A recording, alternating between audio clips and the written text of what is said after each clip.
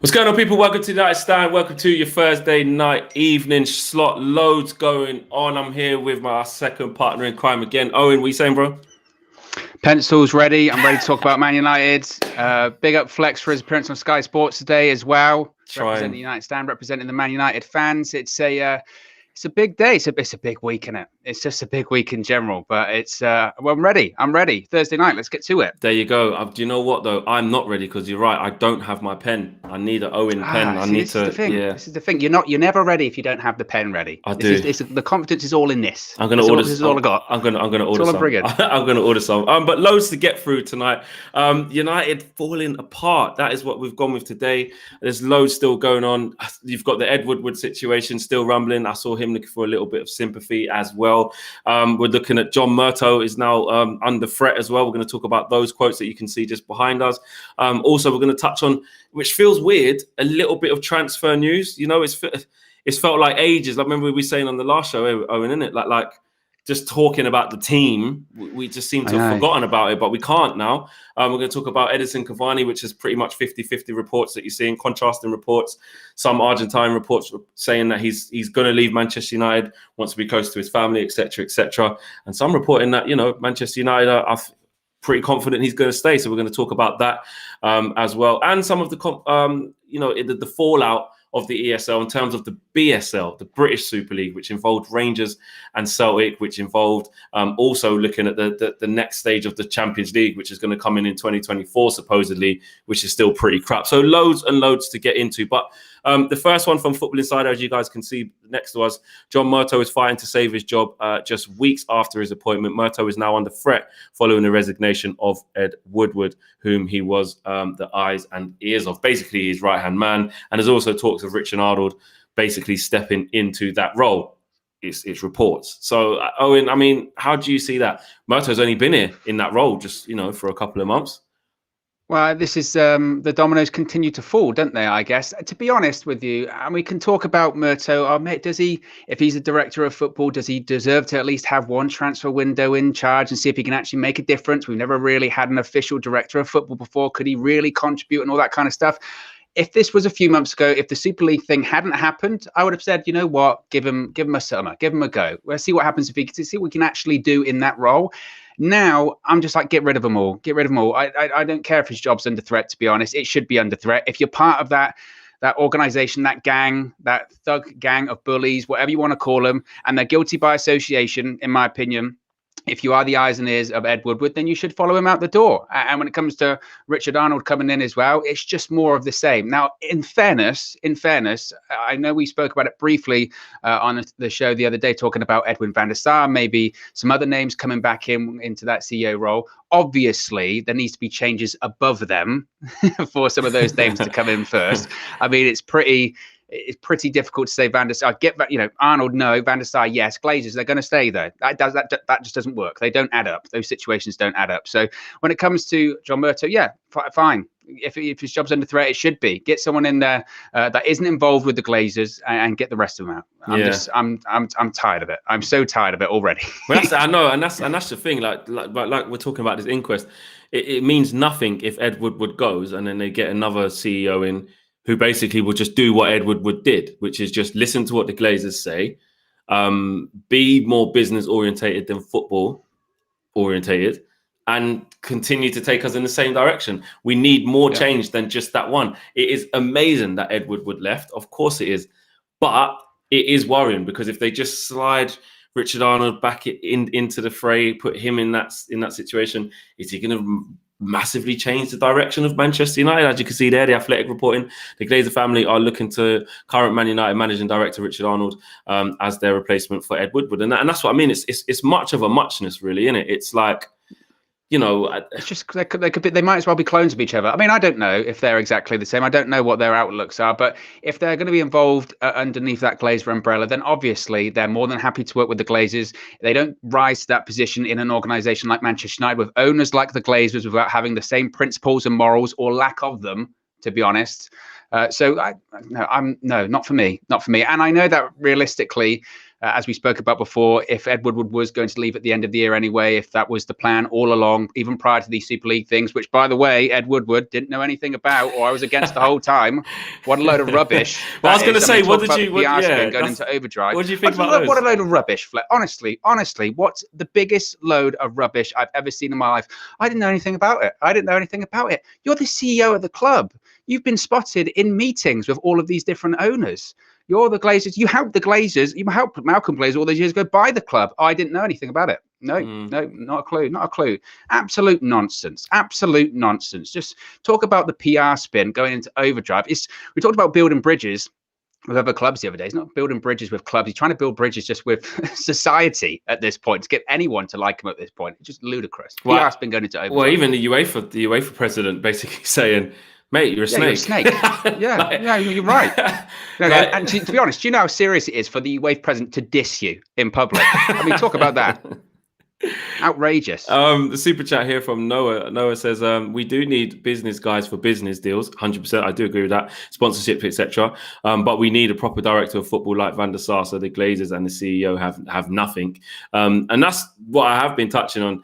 Listen, Ed Woodward was good at his job in terms of the commercial side of things. Bringing deals in, like you said before, Owen, bringing commercial deals in, record revenues in. That is your job.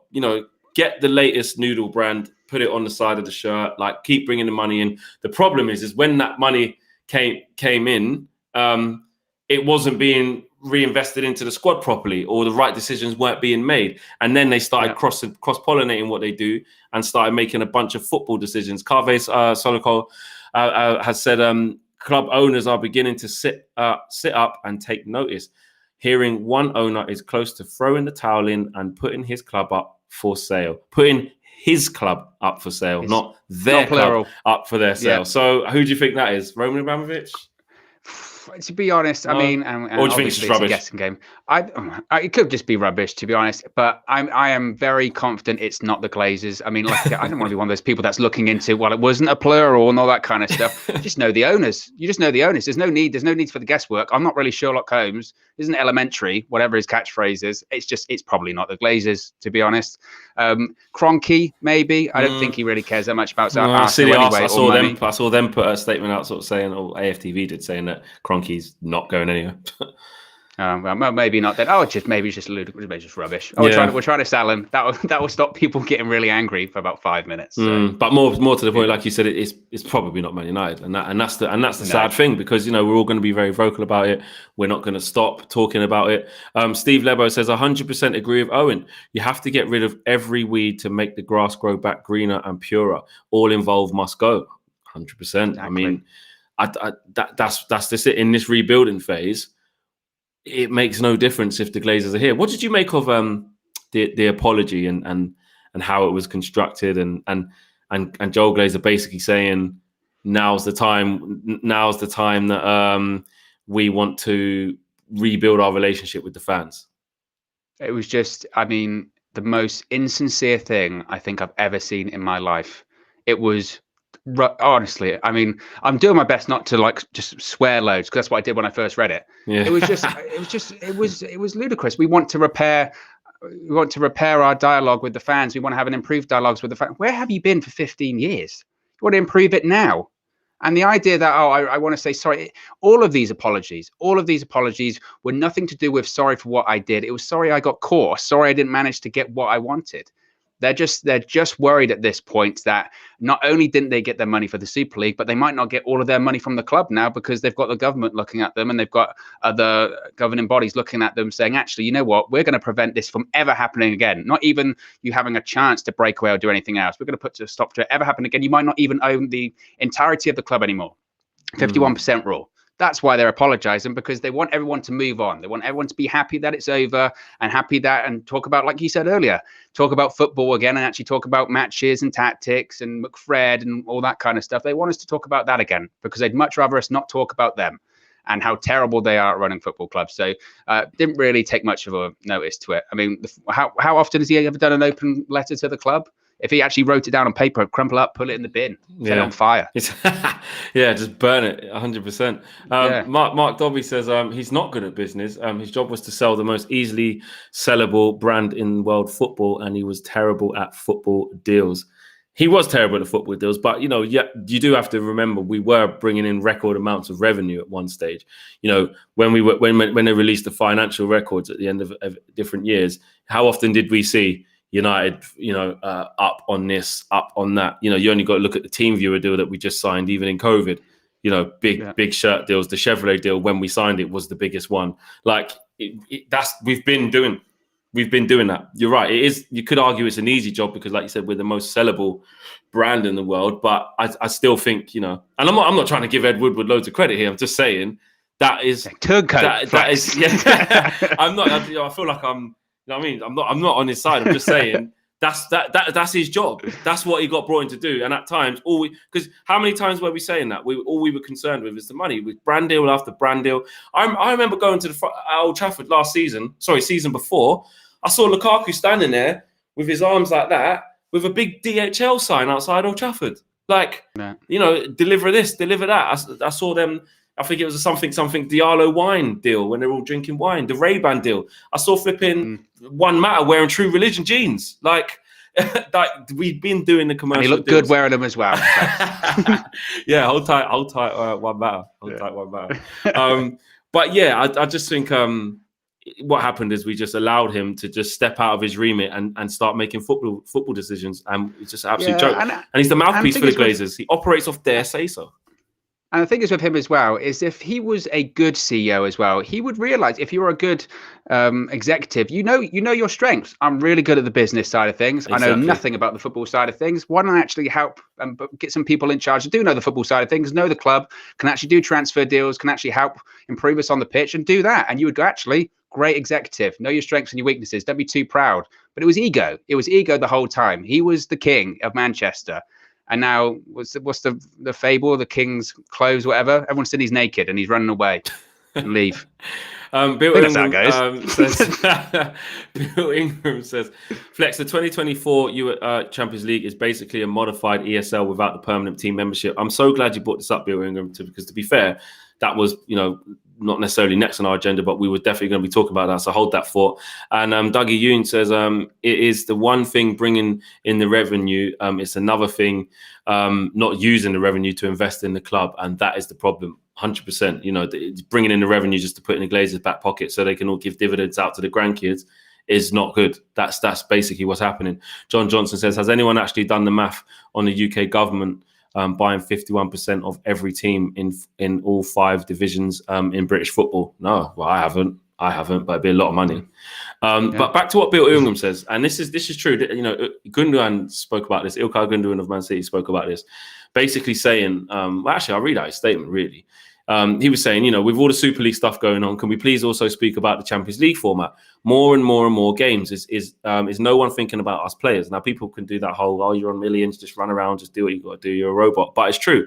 The new Champions League format is just the lesser of the two evils in comparison to the Super League. Weren't we talking about that, Owen? Saying that. That is almost word for word what Flex was saying the other day. It's the lesser of two evils. And to be honest, it is true, because whilst the attention has been firmly on the Super League and what that would have done or what it would have tried to kill football, when you do look at these new Champions League reforms, you do look at them and say, well, they're not great. Now, that's not justifying getting the Super League in, or just not. I know some people like Perez are trying to look at it, trying to say, well, actually, maybe it's a way to justify. See, we told you they were bad. No, get out, leave, stop talking, go away. But those the second point that I saw earlier, when it was the elite teams, also one that has a high European coefficient can qualify even if they didn't qualify through the league. That isn't much of a difference to what they were saying in the Super League. That is literally, you don't have to qualify. What are you fighting for then? That means clubs like Man United or Arsenal. I mean, what have they done in Europe recently, to be fair? But regardless, what are they going to? How are they going to qualify? You know. It's true. It's very, very true. And that for me is now, at the time it was happening, we're saying, look, UEFA hands aren't clean here. Like they're not. No. Their hands are not clean. Premier League's hands are not clean. FIFA's hands are not clean. Like we've known that there's a lot of corruption going on there. But it was the lesser of two evils, and that was the thing. But now one evil's been eradicated. We now got to turn our attention to the other one, because in 2024, when that comes in, like Bill Ingram says, it's going to be a joke. That can't stand either. We're basically doing the same thing. You know, we finished 10th, but because we've got coefficiency points and we're a big club, if I don't know, if West Ham finish in there, then we won't get there. Let's read it out. Let's go for it. Owen, you got that on your screen? Yeah, instead of playing 3 group opponents home and away across 6 match days, team will play 10 different opponents of varying strengths. The top 8 sides in the group phase will automatically qualify for the knockout stage, with those finishing between 9th and 24th squaring off in 2-leg playoffs to join the top 8 in the knockout stages. This will massively increase the total number of matches in the competition from 125 to 225. What a load of bollocks. A load of bollocks that is. And they're talking about money there. That's what they're looking at. They're looking at that's 100 extra games of television revenue and match day revenue, assuming that when crowds are fully back in the stadium. That's really what they're looking at there. So once again, what does this whole Super League stuff come back to? Money. And Champions League reform comes back to money. And once it comes back to having the big clubs in there again, it goes back to money and goes back to bullying. And you're kind of playing into these owners that broke away. You're playing into what they wanted. They wanted money. And I know people said at the start when the Super League was first announced, it was just a power play. I'm not necessarily sure it was a power play. I think if they could have done it, they would have. I think they would have definitely gone through with it. I'm not sure if this was 4D chess, what people are trying to say that, it's just they were never going to actually do it. They were waiting for UEFA to react. I don't think they're smart enough. I really don't think they're smart enough to figure all of that stuff out. But you look at these reforms, it's ludicrous, and you're trying to fix something that at this point wasn't that broken. Let's be honest here. And again, UEFA, they're not squeaky clean. FIFA, they're not squeaky clean. But no one was really crying out, going, "Oh, the Champions League. Oh, when are they going to change it? When are they going to fix all that?" Yeah, it's boring. Fix VAR first. Fix VAR first. Exactly. Focus on something else like that. Focus on not being offside by your armpit hair or something ridiculous like that. Don't focus on we need to have more games in the Champions League. We need to have more money. There are other things to fix, and this really wasn't one of them. 100%. Stephen Tierney says, loving everyone coming together, but it must continue. It fizzled out most times. We're Glazers out, so we have to keep this energy up. It's now or never, says Stephen Tierney. Big up yourself. And Champions League format, just an extension on that. Each team plays, so this is a summary, each team plays 10 other sides drawn. The group table will be 36 teams. The top 8, it's massive. The top 8 will qualify for the top 16. From 9th to 24th, there will be playoffs for the last 16. And then it's the last 16 as normal. It just stinks. You got to think of it like this as well, yeah? Even before this, so even just think of the Champions League in general. The Champions League, it's not even just for champions. It's not saying like everyone who comes first in every league plays against each other, because obviously there's not enough teams. Then obviously, okay, the UEFA Cup, but then they turned it into Europa League and made it more games. And then you can finish third in the group, like what we did today, finish third in the group in Champions League. And instead of them saying, you've had your chance, try again next year, they put you in, they put you in the Europa League, they put you in the Europa League, which is basically saying, you're with teams that weren't good enough for the Champions League. You know, you were deemed good enough for the Champions League, but because you didn't quite make it, you're gonna go into the Europa League and try and play against those teams who've worked their asses off. Some playing qualifiers from the pre-season. Some teams got to play qualify for, and then now it's like a Europa League conference. Like it's just nuts. It's crazy. And that new Champions League table, 36 teams? Yeah. That is a ginormous table, you know. Oh, don't worry, we're going through to the next round because we finished 22nd or something. I mean, what in what other sport you'd be like, finish 22nd through next round? Yes. I mean, then people have been talking about when it comes to the away goal rule, don't they? They go, I don't know if that's necessarily the right thing in the Champions League. Yeah, maybe trying to change that. There's no going finishing 20th, but don't worry, we're going to go through. Still got a chance of winning the whole thing. I mean, And the fact that when we're reading through all of those, there's enough of those different changes. As I mentioned, why are you fixing something that realistically isn't that broken? There are other things to focus on. Oh yeah, money. That's all it is. You've answered my question there, Flex. Money. That's all it comes down to. Because that's the worst thing about this. They try to sell, like even the ESL, and this is the last bit before we kind of move on to actually quite refreshingly, even though it's going to stress us out a little bit, transfer stuff. Before, even before, they were trying to sell it like, oh, this is what everyone wants to see, you know? Everyone wants to see this. Everyone wants to see that. The football fans want to see this. We need to make the game shorter because the younger viewers, they play FIFA.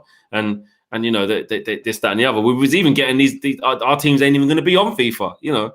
It was all getting crazy. But really, all it was down to money. That's it. Simple. Yeah, that was it. Nothing to do with anything else, just money. Exactly. Jonathan Jelly says, Champions League changes are more easily reversible now. That the ESL top dogs have resigned from boards of ECA, UEFA, etc. They shot themselves in the foot on day one. They did, and I'm glad. And also, Flex, I'm telling you, Dan James is the best Matic, and Matic is the new Zidane, says United for life. And also, Glazers out says, Flex, some teams in the Big Six, some teams in the Big Six thinking of throwing in the towel, but Kroenke doesn't want to sell. So could the Glazers be selling?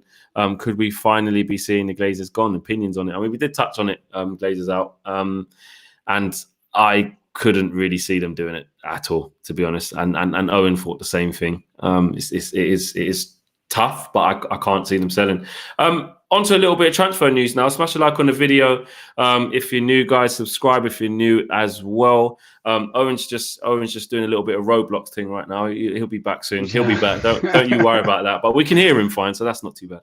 Cavani. Let's talk about Cavani, man. Cavani set to go, question mark. We got there in the video title. Conflicting reports today. You know, we've got some reports saying that, you know, he's had that situation with the club. We've had the situation with him wanting to leave, and he wants to kind of, you know, be near his family and go back home. And there's another situation where they're saying actually Man United are quite confident that he's going to stay. Yeah, the Cavani ones, it's strange one, and to be honest, I do sympathise. I do see both sides of it, because obviously during the pandemic of it at the moment, and he is away from his family, and that is incredibly difficult. And look, to be honest, when it comes to all of these kind of players that come in from South America or wherever, to be honest, especially when you're away from your family, that is really tough, especially during right now. And he is coming towards the tail end of his career. And I don't know about you, Flex, if someone doesn't want to be at the club, I'm just a bit like, you know what, then you can go. He's had an incredible career. But on the flip side of it, look, we've got a World Cup next summer, and he is under contract until next year. We have the option, don't we, on his contract? And when it comes to that, if your manager's saying, look, just do another year in Europe, do the World Cup, and then you can go back home. It's a tough one. Like I said, I can see both sides of it. I mean, you can see on the screen there, Sport Witness Day earlier today, Edison Cavani has had a meeting with those in charge of Manchester United and talked about the desire of being closer to his family and seeking a move back to South America, which, to be honest, we've heard those rumors for a couple of weeks now. To be honest, Flex. Yeah, exactly. We have, and like you say there, you can see both sides. I ended up changing my mind on this. You know, I did. I there was one stage where I was just like, you know what, he's hard. To be fair, it's because he got fit again. I can admit that. That's you know, I want players who are fit. I want players who can play. I've never questioned how good he is and how much what he can bring to us. 100%. When he was fit in the midway of the season, I was saying, look, Martial's not having a good season. Greenwood's still growing. Cavani needs to be the number 9. I was saying it then. And then he kind of went through that patch of being injured, which was our biggest fear even when we got him last summer. And then I was like, look, maybe just let him fizzle out. Just let him go. He wants to go back home. I completely understand that. He's at this stage of his career as well, where he's achieved pretty much everything, and he wants to start winding down, although he can still offer us something at the highest level. But then when he got fit, I did do the football fickle fan thing in terms of like, well, if he's going to stay and be fit like this and we can manage him, then great. But I suppose I'm more kind of changed my mind because I realised actually this is Man United we're talking about, and this was before we saw what happened in the last few days. I'm like, with the positions that we need to fill, if we have to add Edinson Cavani into that, we're just never going to get it done. I'd rather us. I'm annoyed that we keep doing this short-termism. We keep having stopgap strikers. I want us to just go and invest. We've been doing it for a long time. I want us to just go and invest in a proper striker, a long term striker. But with the unprecedented times, which that term, how many times have we heard that term over the last year? But with that and with the money situation, I was willing to maybe realistically hold on to him for another year, considering that, because I just know we need to get the centre half, we need to get the centre mid.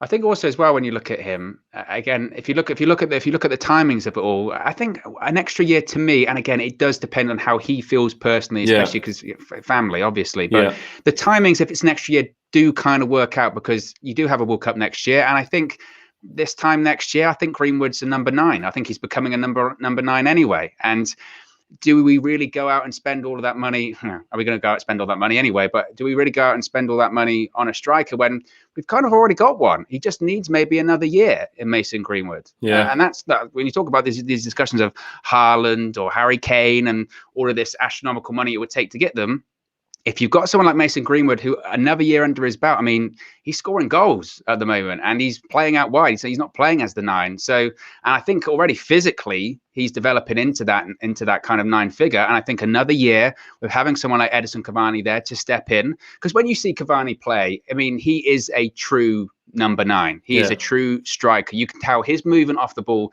Some of the goals he scored this season, some other strikers don't score those goals because it's the movement. They're just not in the right place. Yeah, it's not like it has to be extravagant finishes, just being in the right place. And I know it's like it's all dependent on the ball in the box and the service and all that kind of stuff. But sometimes that's just those runs or just knowing where to be at that kind of time. He's a true number 9. And I think, again, it obviously it depends on if he wants to be close to home, if he thinks he can do another year in Europe. That really does depend, doesn't it? But I think, a World Cup, another year with Greenwood, I would prefer he stays, to be honest. But I'm not going to be one of those people that if he decides, you know what, I've done all I want to do, I'm going to go home. I'm not going to be one of those people, terrible. It's ultimately, I want players at the club that want to be here. Yeah, so that's what it comes down to, really. Frederick Larson says, how do you fix VAR and offside? Either you are offside or you are not, or do you want VAR to sit with a ruler and check how much offside? That's okay.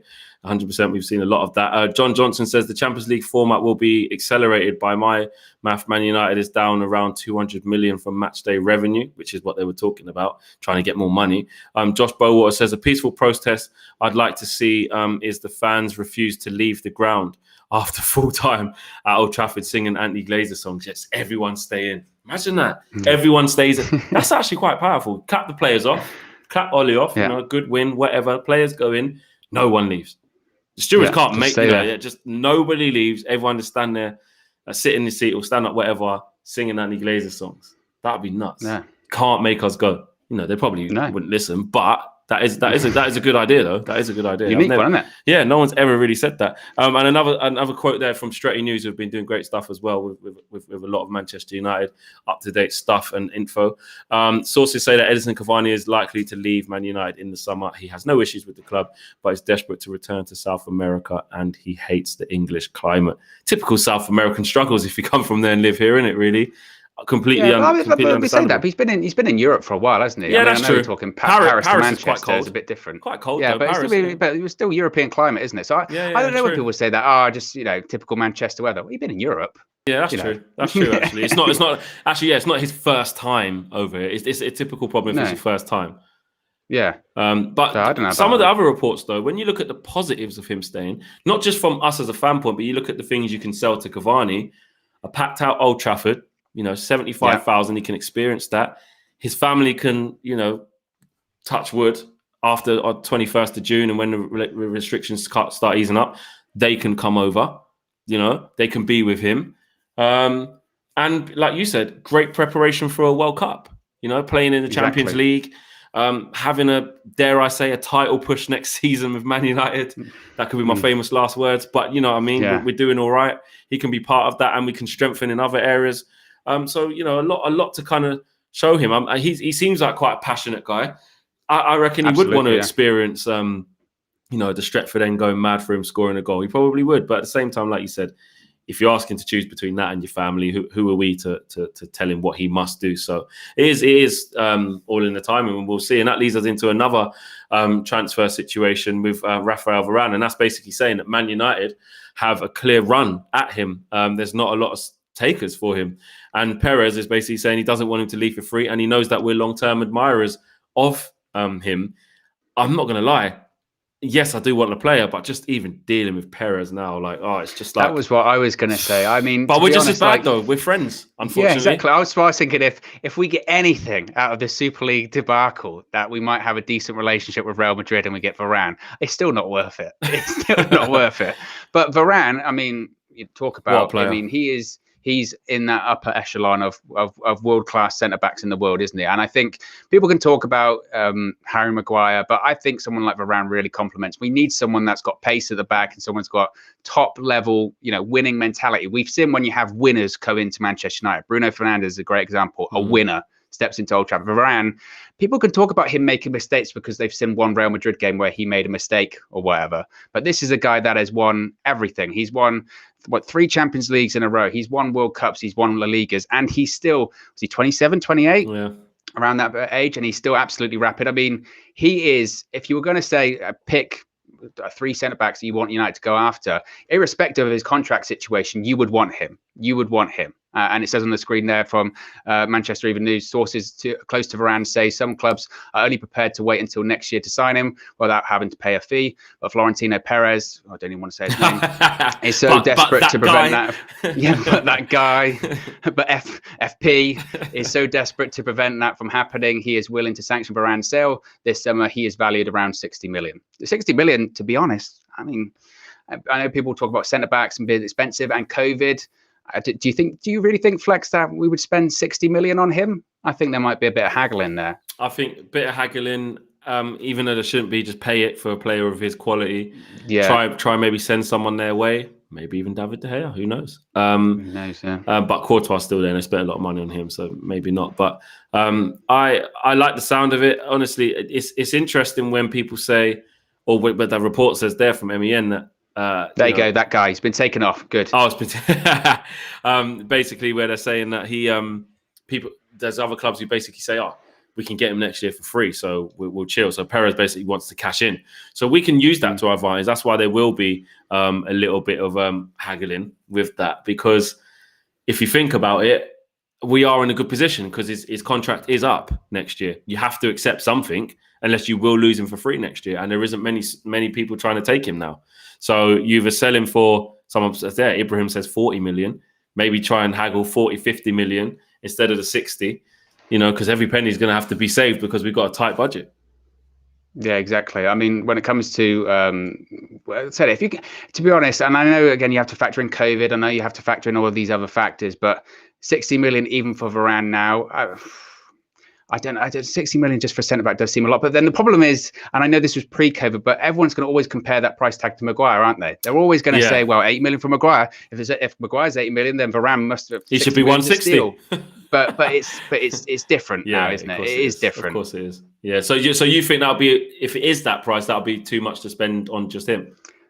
Given the climate and given where we're at. It depends on the budget as well. I mean, there are other positions. To be honest, though, if I'm going to be honest, say we had 100 million to spend this summer, and we can spend, if we can negotiate down to say 55 for Varane and maybe a defensive midfielder, we aren't going to get Rice for 45 million. I mean, was it Moyes saying 100 million today? That's ludicrous. Oh, is that what he said? I didn't see that. Yeah. But someone like Bissouma, I think Brighton, they've got to be open to offers, right? Yeah. I mean, I'd pay about 40 million for Bissouma, 45 million. Yeah, between 30 and 40, when he played against United. When he played against United a couple of weeks ago, he was unbelievable. Yeah. One of the best players on the pitch. Yeah, 100%. I agree. And also there's talks that United could be in for a really poor summer, and that's why Ed Woodward done a run of quick because he didn't want to be at the helm of that. Which, look, you've got to take that with a pinch of salt, because there's also reports, like you said, Owen, at the beginning, which is that he was like, no, I better leave because I don't support this. When he was the one leaving UEFA to go and be the head of the other thing, and you can't really read too much into that. But one thing we do know is Man United and bad summers are synonymous. Like that happens. Yeah, that does happen. Exactly. I mean, bad summers, Man United, they're just summers. In recent history, they're just summers in general. So, and I suppose you do have to think, again, I know the Ed Woodward thing was planned, and people like to say that, but if Ed Woodward is willing to run away now because it's going to be a bad summer, how bad is that summer going to have to be, considering the summers that he has overseen during his tenure at Old Trafford? then what on earth is coming our way? Not to think too sort of, doomsday about it, but if he's willing to leave and he's running away because it's not going to be good, how bad is that going to be? I don't even want to think, mate. Honestly, No. VAR check says we need to sign players like Varane and Kante or Ndidi to start competing in a higher level. We're still way behind City. I did reluctantly watch the City game yesterday, and they just leveled up as soon as Aston Villa scored after like 23 seconds. It's just so annoying. It's unbelievable. Yeah, but apparently, if you say that, you're a bad fan. Someone said to me, "I saw that. I saw that. I really you're not allowed." Mate. Like, come on, pull the other one. Like, we've just all had an awful 4 days. Like, I just want to watch a bit of football and try and take my mind off it for a little bit. And I saw a bit of play, and I'm like, wow, what player? Anyway, you know what people are like. Roger Smith, thanks for the contribution. And Emil Garcia says, what's this about Bruno not signing a contract unless Pogba signs? We're going to talk about that rumor actually very shortly. And Chatiana says, Owen has been a good addition to the show. He has been on the roll since he's on the live show. Hope to see him continues. And cheers to Flex as always. A lot of love for you, Owen. A lot of love. No, it's the pencil. That's a pen. Yeah, that's all I can explain it to be. I don't know. Some people are saying that you're passing the interim phase. You're here on loan. I don't know. No, it's Cavani. There'll be an option for another year. Owen's 50-50. I want to go back to the family. I'll go family. Miss my family. Well, mate, I'm stuck in this studio. You've been in Europe before. Oh yeah, exactly. It's the weather. It's the weather in this studio, Flex. It's just I can't get used to it. He's come from wrestling, so he's not sure what it's like. That's what the pixels are. It's just rain. It's constant rain in there. Storm clouds. Mark Whitten says, "Can UEFA fine our owners as punishment to the value of our club, forcing them out, and we can wave them off into the sunset?" Where do you stand on that, Owen? Actually, like now you've had time to like calm down and take it all in, and well, maybe not calm down, but just take it all in. And the dust is settling a little bit. Do you? I say want is a weird word. Should we face ramifications for what went on? You know what? It's a really good question because it has been something that when you asked me a couple of days ago, I have gone back and forth on it. I have, because initially, with the terms of the ramifications and the punishment, I was a little bit like, you know what, we deserve it. Well, I wasn't one of those people saying relegated and all that kind of stuff. I was saying points deductions, you name it, we deserve it. And yeah, that's me as a Man United fan. We deserve it. Now the dust has started to settle a little bit. You do sympathise a lot with the players, don't you? Because you are affecting the players and you're affecting their hard work and the manager's hard work and Ollie out, Ollie in, and all that kind of stuff. And there's got to be a way. I still think there has to be some form of sanction. There has to be some form of punishment. What that is, I think it has to be on the owners. I think it has to be on the owners, and it has to be. I'm not talking fines, because when you're talking about these level of riches, what are fines? It's like when you fine a bank, it's nothing. Exactly, it's nothing. It's a drop in the ocean. I think ramifications need to be some form of legislation. As I mentioned, just take the discussion off of it. Take the discussion off the table. This can never ever happen again, because there's laws in place to prevent it from happening again. What that means, I don't know. I'm not. I don't know if you know this, Flex. I'm not the Prime Minister. I don't know. I can't make that kind of change. I wish I could. No, but the way you hold the pen, I think you are. Oh yeah, exactly. I ripped the mask off. It's me, Boris. No, this is. I think. Yeah, there has to be some kind of punishment, and I think it comes in the terms of how we actually how owners can actually own their clubs. Now that's realistically, I think, the avenue it has to go down. Now, does that necessarily count as like a ramification or a punishment? I guess it does, right? I guess it does, but people will look at that as, oh, that's just legislative change. Easy for me to say. When it comes from UEFA or FIFA, what do they do to punish us? It's a really complex one. And I think at the time, like I said, a couple of days ago, people were very reactionary of relegation, points deduction. And now you sort of realize, looking at it, this one's quite complex, actually, isn't it? Once you get past the ownership sort of phase of it, how do UEFA and FIFA, how do they punish Man United? I mean, what do you think? Well, just quickly, Steve Locke says Owen's pen intro has gelled well with Jay's notepad. His notebook, which is true. Ellie says, despite sympathising with the players, getting a transfer ban or points deduction will just unite our anger against the Glazers. Look, this is where I stand on it, right? The only thing that doesn't sit well with me, is the fact that it feels like we're just not getting the sanctions again because we're a big club. Yeah, and I just want things to be fair. So if we were a smaller club, it's almost like we've seen. Take the ESL out of this. When smaller clubs are about to go into administration, they break betting rules or something happens that is the owner's fault or whatever, they get done. Like, it's not fair on their fans. It's not fair on them players. Look what happened to Bolton that time. Yeah. Look what happened to Rangers, even though they are quite a big club, but not as big as us, but they're quite a big club. But I learned a lot while this was happening, and I thought a lot about all of football, because that was one thing that it rubbed me up the wrong way about this. Yes, I was angry that my club and embarrassed that my club, our club, was at the forefront of this. And then I started being a bit less selfish and took it out of it and thought, wow, what does this feel like for the smaller clubs? They're always getting crucified. They're always at the bottom of the pile. And I don't mean just in statures because they haven't won things, but it's almost like they're classed as just not as important just because they don't bring as much money to the league. Now, don't get me wrong. I understand the importance of the Big Six being in the league. Like, it brings so much money and helps, the aspiring teams to get into it. And like I said, if you go down, you get parachute payments. The amount of money in the Premier League because of the Big Six does help. But when it comes to things like this, if this was Brighton, who had broken some rules and stuff like that, they wouldn't think twice to take 12 points off them, which would probably put them in which would put them in a relegation zone and would essentially relegate them. Sheffield Wednesday Sheffield Wednesday had to start on minus whatever in the Championship this year. Why? Smaller club, they've done something wrong, throw the book at them. And I feel like, as much as I said at the beginning, and I do feel it, like I really do feel it for the players and us as well, like we shouldn't have to feel it. If it was a smaller club, they would have to feel it. So I don't know, but that's what makes me feel uncomfortable about it not happening. Because I'm like, if I was a fan of a smaller club, I would say, there it is again. There it is again. Yeah. The big clubs get away with murder. You raise a good point, because if like you say, if a smaller club, they're going into administration, liquidation, or whatever, they still get a points deduction, don't they? Straight away, it's like they press the button, points taken off straight away. Yeah, and I don't think it's the players. Exactly. When they go into administration or liquidation, they're not even getting paid. They haven't been paid for like 2 months. Point. And you had Bolton players having to go on strike. They weren't even getting paid. Exactly.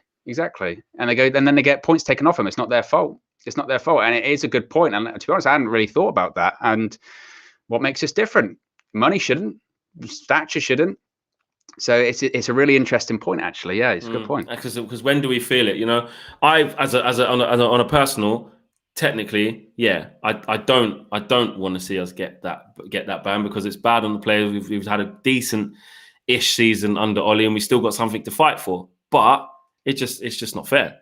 Steve Locke says, all seriousness, guys, they do have to be clever what sanctions to impose, because this is down to the owners. Players and fans shouldn't get punished. Yeah, and then again, I do agree with that. I'm literally doing an old school flex. I am on the fence with this one. Do you know what I mean? I just don't like it, because I just feel it's just not fair. But at the same time, who is it fair to? Who is it fair? And Jordy's saying they should be stripped of all the winnings from the league, like what is in the revenue they bring in. I think he means like from winning.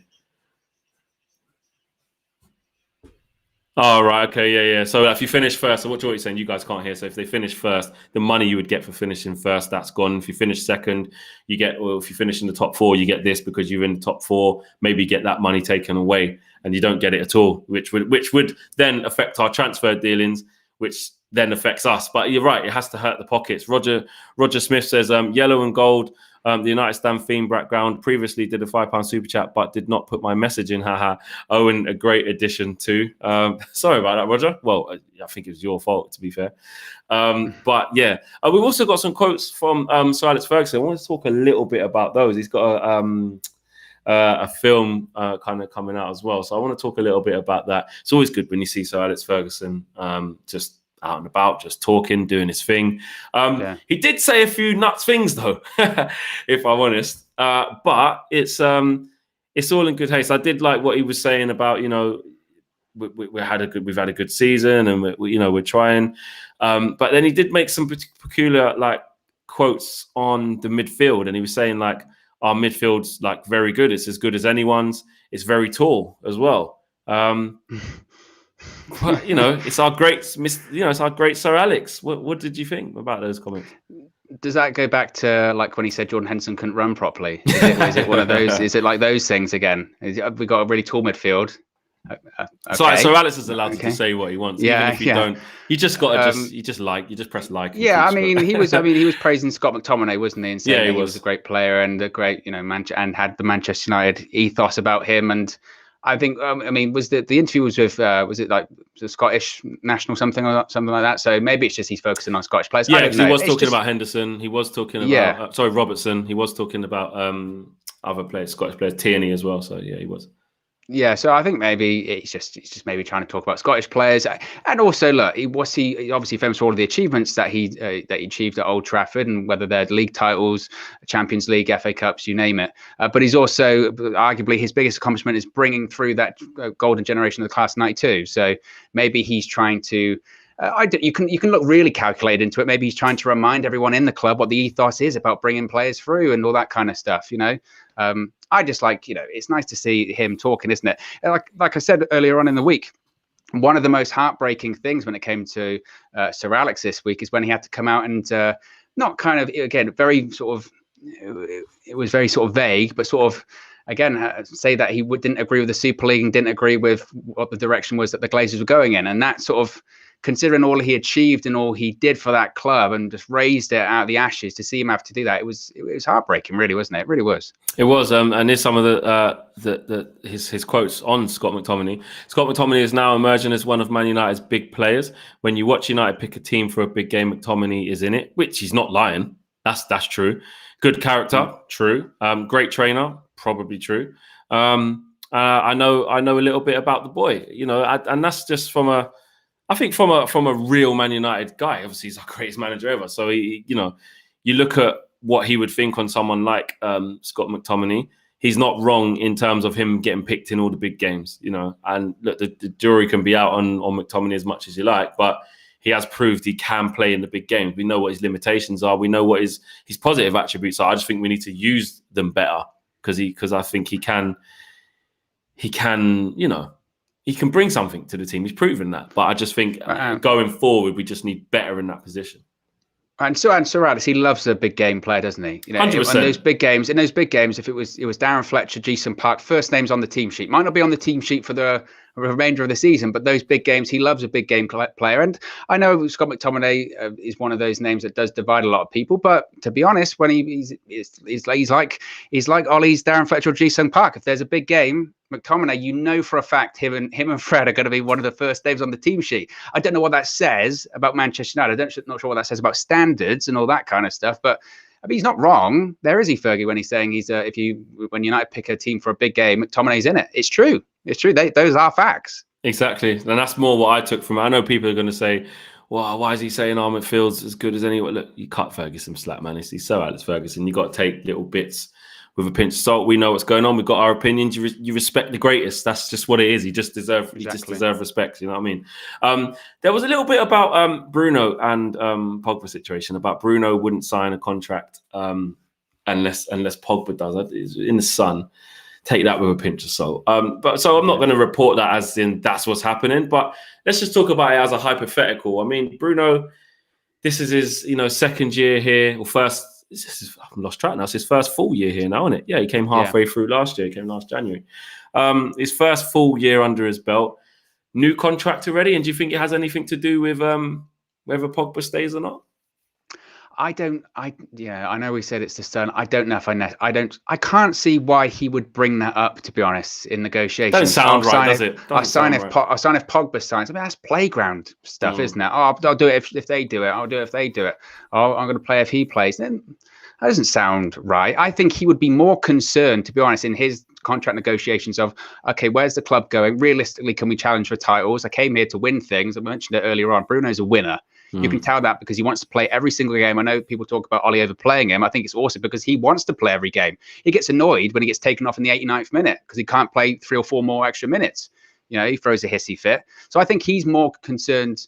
About winning. I think he wants to win stuff. And I think realistically in contract negotiations, he would be asking, maybe it might come into, are we going to keep our best players? I don't think he throws an ultimatum of, I'm signing if Pogba's signing. I think he might just say, look, if hypothetically Pogba's leaving, are we going to bring anyone in? Are we going to have a better side next season? I think realistically that's what he would care about. And I don't even know necessarily money plays into it, but I don't even think that's the biggest thing for him, to be honest. I think it's what can I achieve? What can I win? He's a winner. I think really that's all he cares about. Yeah, no, that is, you can see that in the way he plays and how he is and how all the other players talk about him. I find it very difficult to believe that, he would be doing any of that, holding the club to ransom already and saying this, that and the other. What I do know is that he would want reassurances that the club just in general, away from just Paul Pogba, because it's bigger than that, has ambitions and has intentions to invest in the right players and to keep bringing in players. But I think Bruno is a massive team player. I know people might not like his playing style sometimes, but you look at the influence he has, and like I said, the way the other players speak about him, you absolutely need him around. And the fact that it's even talking about a new contract after only 1 full year is nuts. It's nuts. It's almost like they're saying, "Core, like we need to make him the best player at the club, if not the second after De Gea or the third after Paul Pogba, whatever you want to call it, if Paul Pogba stays, because he is that good. He is that good, and he's earned it. He's earned it. I mean, talk the difference, pre Bruno and post Bruno. I mean, it's measurable, isn't it? So even if you want to get down to negotiations and all that kind of stuff, he could say, look where we were before I came in, look where we are now. I'm not saying that's all down to Bruno, but I mean, not that he can name his price, if you will, but he's got a lot of leverage there as well from an agent point of view. Again, I know that's not really his sort of style, I don't think, but. Again, the whole Pogba thing, that just sounds like just nonsense to me. Absolute nonsense. Yeah, it does. I didn't ask you actually. Obviously today the fans went to Carrington and said their piece. Yeah. Ollie and Carrick and I think it was Matic went out and spoke to them as the reports. I'm not going to speculate into too much of what was said in that conversation. There was things coming out that Ollie said, Joel Glazer loves the club. I don't know. I hope he didn't say that, but we're not going to speculate and push that propaganda out there because it looks like, we want him to have said that so we can have a go at him, and I'm not going to say he definitely didn't say that because I don't know. We don't know, but we do know that fans went there, about 50 odd of them, and went to protest. What did you make of that? Well, when it comes to what he did or didn't say, I mean, he's got a press conference tomorrow. That'll be the time to judge any of that, I think. So again, we can forget about anything like that. When it comes to the protest, I thought, to be honest, I said it on Twitter this morning, I thought it was incredibly effective because not a lot of people saw that coming. People see the one this weekend, they know that's coming, and I think the protest is the right thing to do. As I mentioned before, everything that's happened in the last 7 days or so has to be a catalyst for change. It has to be. We can't stop now. But I thought it was very effective. And I know people. Was it someone on Sky Sports News said so-called Manchester United fans? They're Manchester United fans. They are. Don't get me wrong. Exactly. They're Manchester United fans. They're not. They weren't there for criminal mischief. They weren't there for the social media. Oh, look at us! We broke into Carrington and we got on the pitch. They were there to put their point across and to keep sending this message of we're not taking it anymore. We are just not taking it anymore. We didn't like you anyway, and you stepped over the line. So I thought it was well done. And another thing I wanted to point out with that as well is that with all of these protests, and again, because there is a lot of anger with all of this, and there is the potential for it, to go a bit south. I thought it was great that once they were told to leave, or once they got their message across, and they were like, fine, we'll back off. Our point has been made here. And I think that's important as well, that it's about the message. It's about the message, and it's about, again, everyone coming together, regardless of your opinions on certain aspects of Man United. We've all got one thing we want to achieve here, and that's to get our club back, and that's to get the Glazers out of the club. They've been in there 15 years too long at this point. So I thought it was great. And again, the people that are saying that they weren't Man United fans or so-called Man United fans, they were Man United obviously fans. They just don't get it. I mean, do you really? How much of a diehard Man United fan you need to be to get onto Carrington? I mean, come on. 100%. Oh, they were, yeah. And you know what? Fans, yeah, they definitely were United fans. And another thing as well that I did see, and this is fact because I saw it in the video of them saying it. They were like, we're training today. Tell the lads they're watching us. I just thought, it did make me smile because there are certain United fans or sections of the fan base, especially the local fans who are closer there, who will go there and stuff like that. I was like, you know what? They didn't overstep the mark by what it looked like, and you know what? Fair play, man. Because I love how they caught them offside. They caught them without realizing. They caught them cold. Yeah, there's talks about we know what's going to be happening on Saturday.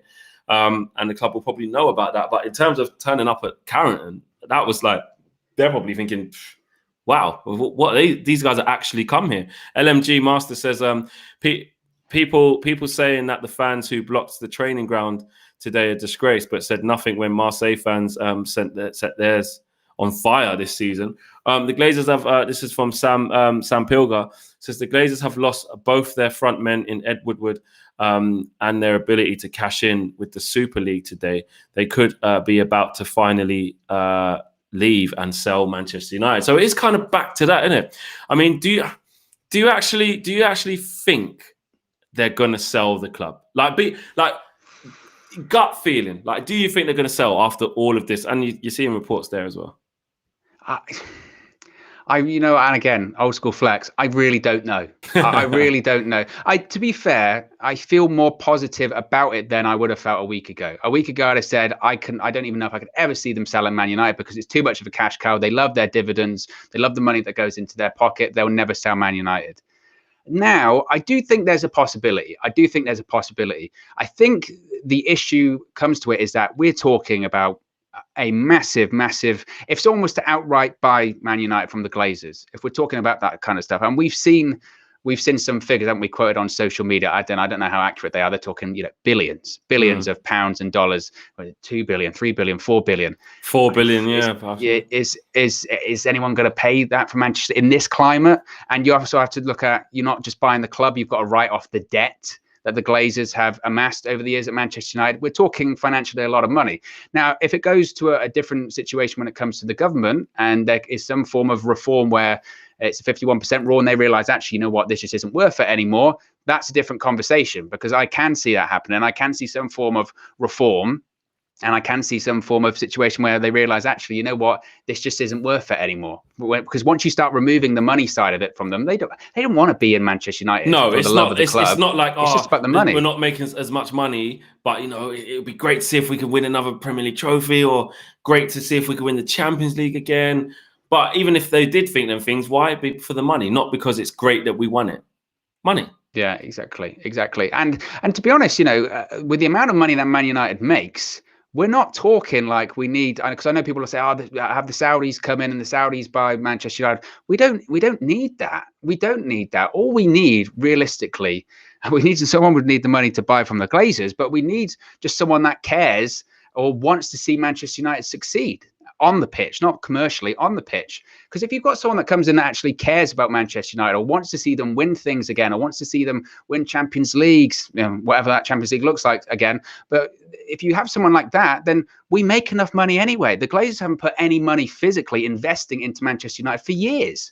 The clubs are essentially self-sufficient with the money they take out. So if you have an owner that's not even that willing to invest that much, but is just willing to see Manchester United succeed and willing to try everything they can to actually see them succeed on the pitch, that's all we need, realistically. It is. And it feels like we're never going to get it. Because like you said, in my opinion, I don't think they are going to sell. Not right now. I can see why there's a more positive feeling about it. Actually, tell a lie. I think the only way that they sell is if the government does come through and change the way that the ownership works. I think if it stays the same as it is, where they get as much say as they want, they get to do what the hell they want to do, when they want to do it, to who they want to do it to, I think they stay doing it. Because why? They might, or unless again they hit them with some serious sanctions again. It's all about the change. If nothing changes, nothing changes at the club too. If nothing changes in the wider context of football and how it's governed and regulated in this country, nothing changes at our club. And that's the reason why Kroenke will stay. That's the reason why Abramovich won't sell. That's the reason why John Henry won't sell, and so on and so on. Because like you said, if you're a businessman, which these people are, why would you? Why would you? And I know you said earlier you didn't want to be that guy to look at the the plurals and the past tense and the present tense and it says this or there, but it is true. I mean, from Carve, he was saying, like we touched on earlier in the show, someone's close to throwing in the towel and putting his club up for sale. I mean, okay, say you're Joel Glazer and I'm talking to you. You could say, do I have to be? Yeah, I would, I think you're a bit closer to him than I am for obvious reasons. So I just went with you.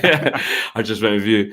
But if you're Joel Glazer and you're part owner, I suppose it wouldn't be beyond the realms for you to say, I'm going to sell my club, just in a passing comment. You could say that. But there are a lot of you. Would you act like the big man and say it's my club? Or would you say, I think we're going to sell? Weird. No, I just don't. I just really can't see. I don't even think they would be that flippant. When have the Glazers ever thrown in the towel for anything with that kind of stuff? You've never really heard the amount of PR. I mean, Lord knows we've seen it over the course of the last 24 hours that comes out of Manchester United. Do you ever think the Glazers, or if it's Joel Glazer, would say in an offhand comment, you know what, I'm tired of this, I'm going to throw in the towel? They've been doing this for 15 years. I don't think they, when it comes into throwing the towel, they don't care. Woodward's gone. They'll get another one of their cronies in. The way they're looking at it at the moment, because this is what's happened every time there's been some form of people trying to get the Glazers out over 15 years, they'll go, oh, it'll pass. We'll still make our money. We're still going to take our dividends out. Don't you worry about it. So and even the start of that tweet when it says owners beginning to sit up and take notice, I don't even think they've done that. Actually, that's not a Glazer thing to do, is it? No, take notice. He's probably, they're still trying to figure out the offside rule. Not even just take notice. Just sit up. Yeah.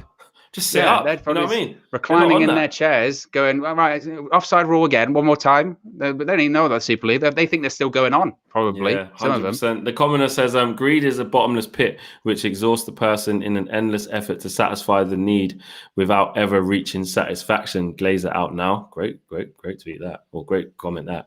Connor D says, 30 million people put on $400 each makes about 5 billion.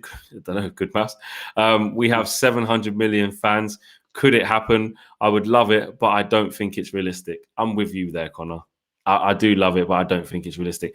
I don't think it's that easy as well, because one thing is there could just be one other person who has £4 billion. Yeah, let's just say there's one other person, £4 billion. But for a sale, you need a buyer and you need a seller. If you're not willing to sell it, there could be someone who has £50 billion.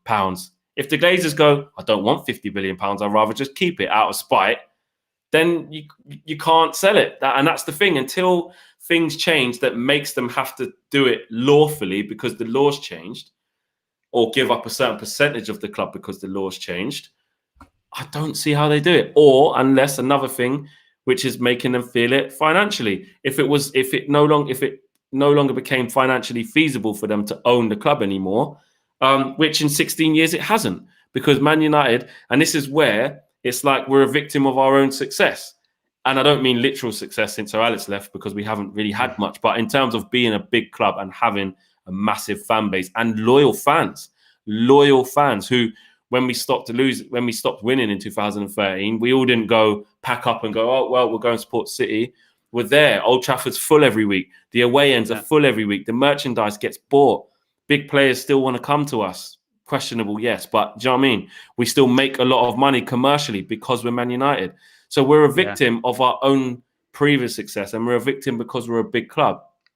Yeah, and I think also as well, people, when you look at like the Glazers selling, you do have to look at it as well as Man United are in a bit of a unique position in the sense that we are on the stock exchange. So when it comes to any kind of selling, you have to look at the stock price as well, and then you have to look at how much is the stock worth on this day, how much is the club overall worth on this day. If we are going to do some form of a sale, they've got to let the stockholders know they're willing or they're considering sales and all that kind of stuff. There's a lot that goes into it as well, isn't there? And I think that's something that you have to factor in as well. Yeah, there is a hell of a lot that goes into it. There's so many components to go with it. Steve Locke says 15 years of dividends is plenty. Do one now. 100%. But we're forgetting here, Steve. Greed. Of course, 15 years of taking out. That's another thing I didn't even touch on. You're so right there, Steve. It ain't just, we're a victim of our own thing and that's why they keep getting money. It's because literally they've been taking it out into their back pockets, not trying to pay off the debt. The person who buys Manchester United, or the people or consortium or whatever it may be, whenever that day does happen, who do that, they're going to have to say to ourselves, well, we've got to clear all this debt as well. We've got to clear all this debt as well. Exactly. There's a lot more than just buying the club, isn't there? There's a lot more than just buying. Whatever deal it is has to factor in the value of the club, the value of the stock, the assets, Old Trafford, you name it, all that kind of stuff, but also the debt. How do you clear off the debt? Is it just a deal where you just wipe off the debt? I don't know. Again, it's really complicated, which again makes me think that the only way that they would sow is if they were essentially forced to by almost the government, you know? Yeah, no, I agree. It is tough, and that's why for me, you don't want to be too down about it. You don't want to be too down about it, but you're kind of left with, well, what can I really go off? What can I really go off? Because you need to have a person willing to sell what they have, and if you don't have that, how can someone come in and buy it? You know, unless the Glazers will probably do something so shameful, they would probably wait. Like if we got relegated or something bad, really bad happened, or we kept finishing like 9th for like 2-3 seasons straight, or outside the European spots for like 2-3 seasons straight, maybe that might make them. Maybe that might make them do it. You know what I mean? But essentially, we don't want that as fans. We don't want to have to use the unsuccessful nature of the club to be able to get them out. But then some people say, I hope we lose and I hope we do that just so they go, you know. Mike Keegan says, according to the Daily Mail, it's Mike Keegan, United's vastly unpopular Glazer owners could even cash out after seeing their Super League dreams go up in smoke. That's what I mean. We're back at it. I mean, that's a good question. How scarred or how drawn back do you think they actually are from this? Do you think that they think, fucking hell, we really got that wrong, let's just put out an apology, go quiet for at least a year, maybe get a decent summer, sign a few players, which even we've been told that won't happen, but let's just say that, and then we'll kind of just keep petering on, and then we'll come with another idea because this one didn't work? Or do you think they genuinely are hurt from this, where they're thinking, I'll tell you what, this is untenable, we got rid of Ed Woodward, we may as well go to? This was the worrying thing, wasn't it, with Perez last night when he did that interview, which was just, I mean, madness. That interview last night was madness. And the most disturbing thing from it, and I mentioned this on social media as well, that Perez, and I know Flex isn't a Marvel fan, by the way, guys. He's not a sci-fi fan, which is ludicrous, by the way. I don't mind Marvel. It's just crazy. He said that to me the other day. I was like, what? No, Star Wars. I'm not a Star Wars fan. Yeah. But he was like a Marvel villain last night, in the sense that it was like everything that's happened this week, it was the Avengers, right? He was the big villain. He lost. So we're the Avengers. We're celebrating. Yes, we defeated the big villain. You have the big finish. Everyone goes home happy. They're right. But we know there's going to be another movie, by the way, because it's not over yet. But you go through the credits, and then right at the end of the credits, what do you get? Mid-credit scene. You get Perez there. He's licking his wounds in his dungeon of, I don't know, terror, wherever he is. And suddenly he puts it on the table. A contract, not that, whatever. Puts it on the table, and he goes, "Wow, contract's legally binding. And guess what? If it doesn't happen this time, it will happen next time." Looks into the cameras, goes to the next credits. That's what it was like last night. He was like just the biggest villain of football. He really was like the biggest villain of football last night. He's enjoying it. He's loving it. He's loving it. And that was another one. He said, this really riled me up. Maybe we just didn't explain it properly. Maybe we just didn't explain it properly. What a load of rubbish. I just didn't explain it properly. You tried to kill football. That wasn't it. You explained it perfectly fine. Yeah, you said you was going to fuck football forever. Everyone got it. It had nothing to do with you not explaining it. You know what? Everyone's so angry. Did I misspeak? Did I just not explain it properly? You explained it fine. You absolute cretin. That's what it was. Yeah, that is so true. That's the worst thing about this. Like, Perez is literally saying things so calm. Like I saw that even the Barcelona president's still in. He's still in. Yeah. He's basically saying, I'm just gonna hold out here. You know, they'll all realize soon. And then someone said it, brilliant. 100%. The violinist on the Titanic saying, you know what, it's going down, but don't worry, I'm here chilling. You lot go look for how to get off, get the rubber dinghies out, get the boats out and that. We're just gonna chill here. I'm just gonna play the cello, you can play the harp, I'm gonna play the violin and just chill because it's going down, but we're all right where we are. That was another one he said. Did you see the thing when he goes, young people aren't watching football anymore? Young people between the ages of 16 and 24, they're not watching football anymore. Are you crazy? Are you actually crazy? I mean, talk about people not watching football anymore. Does he go into the stadium? Does he go to the Bernabeu and look at the empty? No young people are watching football anymore. No one's here. You say that as a joke, but he's that out of touch. Obviously, he's that out of touch. But he doesn't have a clue what's going on. But that's why I think it's nuts, because how can he really be that out of touch though? He's the president of Real Madrid. and has been on. And I think this is like his second term or whatever. He's been there a long time. He knows the club. He knows what football's about. How is that possible? I don't know how it's possible. He's obviously, I don't know. He's just, people talk about viruses of football. He's just, that interview I saw, it was just the worst. Yeah. It was just the worst. Diogo says, because of the way the stock is structured, the Glazers will have to want to sell, but it only works because in stocks in the USA. UK government could change that and not allow owners to skirt those rules. That's what we touched on. It's all about the government. I just hope that because they pissed off Boris and the rest of the government, when there was like, we will do everything in our power, we will leave no stone unturned. We will make sure that this doesn't go on in its current form. We will do everything within our powers to make it. Am I talking to Boris? Boris, am I on? Oh, you got. Yeah. Churchill and Boris. God, we've got the PM show. Hey, listen, you're not taking the piss, mate. But I forgot what I was saying. But yeah, Boris, isn't it? Boris, like he needs to have the same energy. That's what I was going to say. He needs to, not just go back to worrying about other stuff. And he has the ability to change this. Or the government. That's why the change needs to happen now. Because obviously, look, football, politics, whatever, people move on very quickly. And football, the Super League happens to be the flavour of the week right now. But at this time next week, are we still going to be the government? Well, football fans, we will. This is going to be an ongoing thing for Man United fans when it comes to the Glazers. I don't think this is going away anytime soon. But when it comes to politics, they move on. It's all about spin, right? It's all about spin when it comes to politicians. They're trying to figure out what the public want at that period of time. Happens to be this week, it's the Super League and football. But that's why the change needs to happen quickly, because next thing you know, it'll be something else. It needs to happen now. That's the thing. Exactly. If this, like I said earlier, like we're in the middle of trying to rebuild football after they pretty much ruined it. And we know that UEFA are going to come through and they've already half dropped the bombshell anyway for 2024 with their proposal, which doesn't work as well. Like the reform needs to come now that it's an open forum for it to be rebuilt again. Because if they let it happen and it gets rebuilt again and then it slips into a routine of it working in a way that we don't like again, then it's going to be a lot harder to change. Exactly. I mean, again, and those, you have to react. They're going to have to react the same way to those Super League reforms they react to those Champions League reforms. Just go, no, they're terrible. 36-team league, no. And talk about qualifying, even if you haven't qualified this season. Why should failure be rewarded in football? That's sport. You're taking out the competitive nature of sport.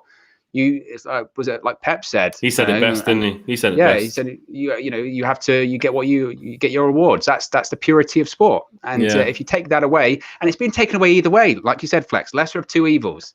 They're both very similar. So very similar. Yeah. I want to last sort of 10 minutes or so. I want to talk about. I mean, me and you are doing a press conference tomorrow, and it's actually a hotly anticipated press conference. Let's get into this now because Ollie missed the having to be able to react to this because luckily we didn't have a game for a whole week, right? So the people who got it in the firing line was Jurgen Klopp, was Pep Guardiola, was Thomas Tuchel, etc. Out of the big whatever, and Jose Mourinho weren't there. Poor Ryan Mason. Ryan Mason was just like, "Nah, mate, didn't know what was going on. I've just got the job of my life, so I was just." But Jose was just filming people outside his house. Did you see that? That was so funny. Filming reporters. That was. Do you know what though? Just quickly, it's so off topic. I do love the way that Jose loves Gary Cottrell. I do like that. You know me, Gary. I say nothing. Yeah. Come on, Gary. 1.9 million. You know, I love it. I tell you what, Flex, your impressions this week, tonight have been spot on. Boris, it was Jose. you say it to me. I don't know what it is. Sometimes I just slip into. I don't know. I've just got him in a locker somehow. I don't know why. But what was funny is that he's even like I didn't feel bad, but he's literally like the guys like the removal men are like helping him like put his pictures like from into the boot, like it's he got the picture out of his son, didn't he? He got a picture out of his son, which was a United one as well when they won Europa League. Yeah, he got the picture out, and he was like, "A picture of me and my son," as if to say, "Trying to move, guys. Can you just like give me some space?" Imagine you got sacked from your job, and then suddenly as you're leaving, there's this guy there. All right, I've got my box. Come on, I mean. And he's like just shoving a microphone in his face. Anyway, Yeah. off topic, back to Ollie actually. What kind of press conference are you expecting? Are you expecting, especially after today when the fans came there, he's going to get asked about it straight away. It's going to be dominated by it. Are you in the camp of expecting Ollie to kind of bash the owners, say it as it is, or are you expecting him to do the opposite, which is big them up, maybe say something along the lines of what was reported? How are you seeing it? Right. If he says what was reported to be said earlier, then it will be it for him. It will be it for him because again, we have a divided fan base anyway. You have a divided fan base of Ollie in, Ollie out. If he comes out and says Joel Glazer loves the club, you're gonna really. I mean, it's difficult to come back from that one, isn't it? Because everyone will go, no, they don't. I think the best way for him to do it, and this is the way I think he will do it. Because I just can't believe he would come out and say, "Oh, Joel loves the club." I just can't. I really hope he doesn't do that tomorrow. Yeah, I just can't see him doing that. I think the way he'll come out and say it is he'll do. If he was smart, he'd do the same thing that Klopp and Pep did. Don't have a go necessarily at your owners. Just say, "Look, I didn't like the idea. I wasn't for the idea. I back the players and I back everyone that criticised it and talked about the purity of football and sport and competition and all that kind of stuff." I think that's what he will say, and that's the right way to do it. And we've seen Pep and Klopp and the other players that have come out this week and say, Rashford, football's nothing without the fans and all that kind of stuff. That's the way to do it. Fortunately, I know obviously the protest earlier today's put him in kind of a different position as well, because they'll ask him about that. They'll ask him about what did you say to these people. But he's fortunate in the sense that when it came to Klopp and Pep, I mean, it was still real ongoing. We didn't know what the situation was. The club still hadn't pulled out yet. So we're a little bit removed from it now. So at least he's got that, I guess, in his back pocket. Exactly. He can dodge it a bit more. I think, just quickly, David says, yo, just got out of work. It's the deli guy. This guy, David. Yeah, honestly, I think I've told you deli about it before. He works in the deli, carving up the meat. What a geezer. Nice. What a geezer. Yeah. But in a few words, what's going on with the super flop? Basically, what we said, David, is that it's touch and go whether we think the Glazers are going to sell or not. Edison Cavani is 50-50 of leaving. And Richard Arnold might step into the role of CEO in the absence of Ed Woodward, and John Murtough is potentially fighting for his job. And here you are. So that's just a quick little run through for David. I feel like I've got to be quite loyal to David. He always comes through, no matter what time it is. If he's just come out of work, if he's in the middle of slicing meat, he always sends a super chat. So big up to David. And the latest member of United Stand Members Club as well, Sin Games as well. We see you. Big up to you. Back to the Ollie presser thing. I think there's many ways he can handle it.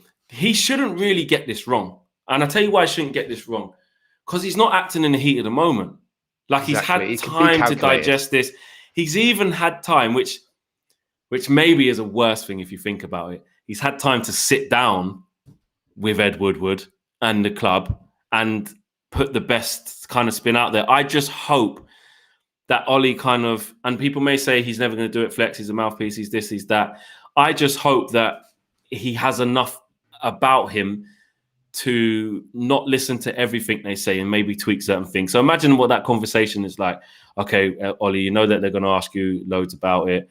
Just basically say that, the owners are still committed to making the club great again. You're still committed to it, and that's it. Yeah, okay, cool. But Ollie, I just hope he kind of says, no, I do need to say how wrong it was, though. I do need to say, I'm proud of the players for speaking up. We didn't know about it and stuff. But essentially, like a few people have been saying on social media, what do we really expect? Ollie's not controversial. Ollie's not going to drop any bombshells. And I think if he is going to drop a bombshell, I fear, and this is just my own opinion, I fear that it could be for the wrong reasons. I fear it could be because he goes over nice and says the wrong type of words that look like he's not really angry about it or annoyed or whatever, when I would much rather see him not do that. We had the issue the other week, didn't he, about not giving his son food. I don't think he actually meant that, Of course literally. Not. Of course not. Exactly. But I think his words up. But it's a mixture of words, so that might be a bit of a slippery slope from there. But the thing is, about the trophies as well, when he said that. Yeah. Exactly. Yeah. I think a positive for him is that, look, we've seen the reaction to what happens if he allegedly did or didn't say this whole Joel Glazer loves the club. We've seen the reaction on social media today. So even if he was planning on using that line in the press conference, he knows now not to use it. because he's seen the reaction. The people who've been United would have seen that on social media, have said, whoa, don't say that. You know, whilst you might have the press agent or PR person going, we want to try and curry favour with the United fans about the Glazers. We've seen the reaction there. Maybe just don't touch on that. Don't say it in those words. Yeah. So maybe that's a positive. He's got time. He's got some time about this. But what he also can do as well, and it's slightly a selfish thing, but it's like a positive selfish thing, if you get what I mean. He could use this to just keep accelerating the love for himself. And I know that's not really in Ollie, because he's not an egotistical guy. And I'm not saying he has to be, but it would be so refreshing for him to just like a little to just give that, you know, those little indirects, just a little indirect where we can all go as fans, Ollie, we know what you mean when you say that, bro. Like, yeah, you know, we know you got us. Like, even if he just drops in and says, yeah, you know, thankfully it didn't go ahead. Even if he drops in, so proud of my players because you know, they spoke up. As Jordy says on my ear, I don't like double glazing windows. I don't like double glazing. Like, just, you know, drop in something a little bit smart, just something that, you know, at Krispy Kremes, I don't even like glazed donuts. So say something like that. Yeah, just drop a little gem for us so we can go, Ollie gets it, rather than just do like, yeah, well, you know, like I said, the easy thing. And like someone said there in the free seats, I hope that the journos and the presser might message James, actually say, James, come on, please don't let him off. But you know, I hope they don't kind of let him off. I know we've got to talk about Leeds, and it isn't fair to the players to kind of take away from the game. It's a big derby. We're going to Ellen Road for the first time in a long time. But I hope they don't just ask maybe one or two questions and just leave it, which I can't see them doing. It's going to be such a hot topic. Yeah. But Ollie's going to be so prepared for this. There's different ways of asking it, isn't there, as well? Yeah. There's asking him directly about the Glazers. There's asking him about the Super League. There's asking him about the Champions League reforms. There's asking him about, do you just deserve to get something because you're a big club? There's, do you deserve to be in your own league because you've got all of this money? Or is it about, you know, should relegations exist in sport and the American models, all that kind of stuff? Exactly. Or if I was in there, I don't know if I'll ever get let in ever again, but if I was in there, I would be saying, I never know. I would be saying, what did you make of? I would put him in a position where he kind of has to answer it. So, Ollie, we all saw what Pep Guardiola saying. Do you hate Joe Glazer? Nah, not like that, where you know he's not going to do it, but a smart way of like, we all saw what Pep Guardiola's comments were, and a lot of people speaking up about this. Now the dust has settled, Ollie. You know, Pep was talking about the integrity of the sport being ripped away from it. You know, do you agree with him? Yeah. You know, and then if he says, oh, well, I only speak about things going on at Man United, you know, I don't want to talk about other managers. Well, then you're setting yourself up there. He kind of has to say, you know, yeah, I do agree with that. Because if what you're going to say, you don't agree that the soul was going to get ripped out of football. You have to, you know what I mean? You've got to give him that little bit of maneuverability, but not too much. That's what I would do if I was in there. Or you just, you know, again, the other way around. You go, do you think, in your opinion, you should have to qualify for competitions like the Champions League? Do you think relegation should exist? Yes or no? Because this answers the question, doesn't it? You know, I probably wouldn't be allowed in. I think. No, you wouldn't. No, you probably wouldn't. I don't know if I'd get in anything possible. Me and Josh can get in there, mate. I'm only joking. But it is going to be interesting to see what they do. And actually, the last couple of minutes, there is a game coming up, and you know what? It's going to be quite weird. I am glad that it's kind of in the downward curve of it, because I was thinking, if they imagine we were like the Liverpool fans who literally had a game while all this melee was going on. Yeah. You know, even as a rival fan, I couldn't even laugh at Liverpool that night, because I was like, well, what does it mean that they got an equaliser? Like, what is that good? Yeah. It's obviously affecting them. You can tell by the performances. You can tell by the performances of Liverpool and Chelsea. I mean, City from the start, and then they leveled up because that's what they're capable of. But it's obviously playing on their mind. You can tell. It's obviously playing on their mind. So, like you said, I guess fortunate with Ollie that, again, he's got time for the press conference. Fortunate for us is we've got time that it's kind of, like you said, we're on a downswing for it, because we can focus a little bit on the game, thankfully. Yeah, absolutely. Well, me and Owen will be doing the presser tomorrow. I think Ollie will face questions about 1:30. It usually is on a Friday. But stay tuned to the Manchester United app as well, so you guys can follow what he says on there, and obviously online. And then catch us right here on the United Stand with immediate reaction straight off the presser about that. So, me and Owen will be there again discussing that. Hopefully hopefully it's fiery, but for the right reasons. I really hope that me and Owen aren't sitting here thinking, I hope my first question to Owen is, Owen, what the hell did we just witness? Why did he say that? Yeah. You know, actually thinking about it, I'm a little bit nervous now. I'm a little bit nervous because surely, you know, Ollie's not that type of character to give the headline usually. But in these mad circumstances, I don't know, man. I don't know. It's a 50-50.